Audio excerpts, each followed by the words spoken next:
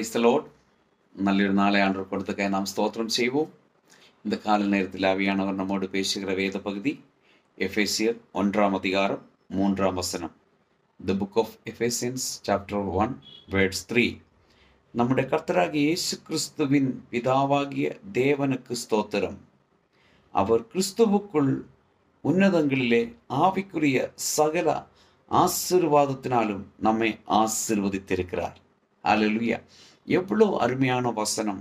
இந்த கால நேரத்தில் நம்மளை பார்த்து உங்களை பார்த்து ஆண்டவர் சொல்லுகிறார். எவ்வளவு ஆசீர்வாதமானது. ஆமென். அவர் கிறிஸ்துவுக்குள் உன்னதங்களிலே ஆவிக்குரிய சகல ஆசீர்வாதத்தினாலும் நம்மை ஆசீர்வதித்திருக்கிறார்.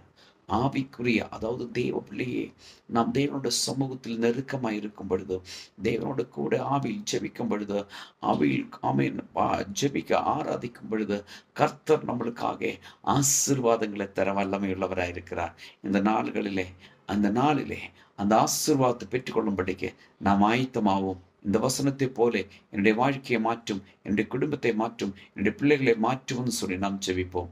நல்ல ஆண்டவரை நன்றி செலுத்துகிறோம். இந்த கால நேரத்தில் இன்னைக்கு ஒவ்வொரு பிள்ளைகளையும் இந்த வசனத்தின்படி பிதா குமாரன் பரிசுத்தாவின் நாமத்தில் ஆசீர்வதித்து ஜெபிக்கிறோம். இயேசுவின் நாமத்தில் பிதாவே, ஆமென்.